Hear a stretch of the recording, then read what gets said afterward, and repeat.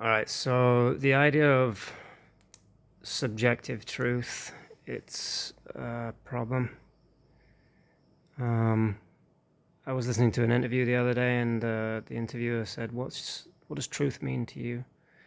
And I kind of understand why, like this idea of my truth. It's like uh, the journey that got me to this point. But when we start to change the meanings of words for these concepts, I think we start to run into problems. Um, so basically, what we've got is physical reality,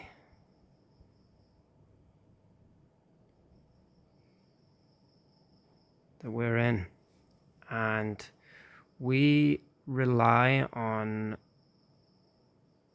concepts, tools, and laws um, to exist in and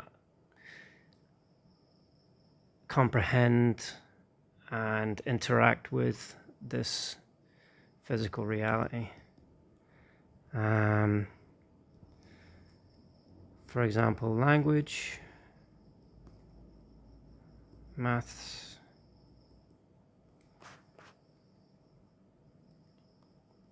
the law of logic, um, the concept of truth. There's more. But I think this raises a really interesting question.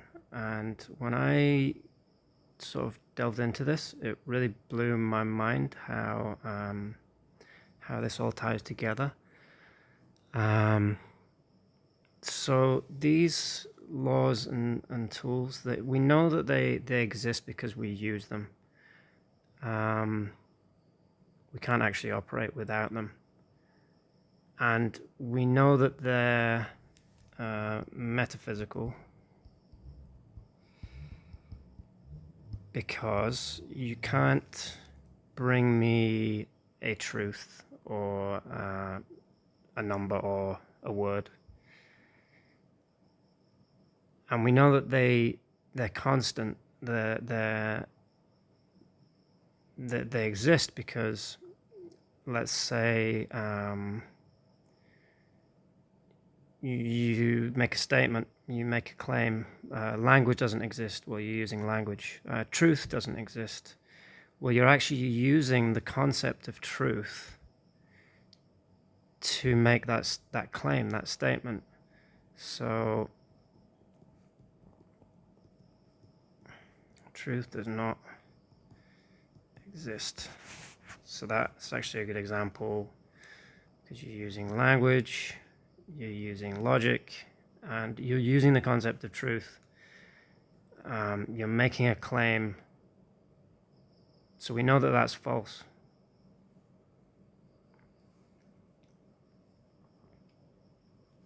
And the problem, if there's a problem, and this is kind of a common thing for people to say in like the New Age community, it's like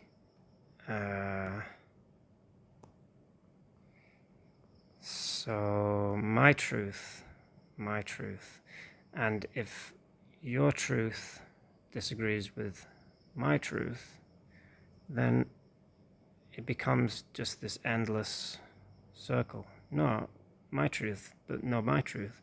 And this breaks the law of logic, because it's like an endless circle. It's drifts into solipsism, basically, which it doesn't really help our comprehension of what's going on. So as we maintain if we maintain the consistency of this whole idea, we know that truth, it has to be objective, basically. Another mind-blowing thing about all of this is that these are concepts. They're absolute. Which means they're not dependent on other things, they exist in and of themselves. And the thing about, because they're absolute and they're constant, basically, they're always there for us to use, we can be said to have faith. Outside of our physical reality, these things exist.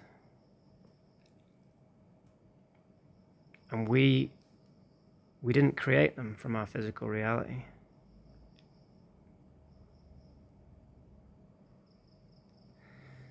So if you start to put all this stuff together, the fact that they exist, we use them, we can't refute their existence, they're absolute, they're metaphysical,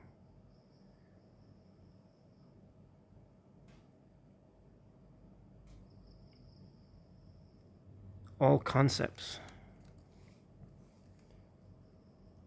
all concepts require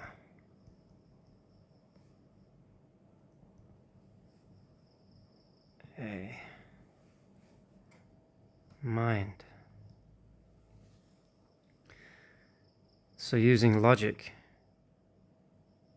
the fact that we're even going over any of this means that there's essentially a mind that exists outside of the physical.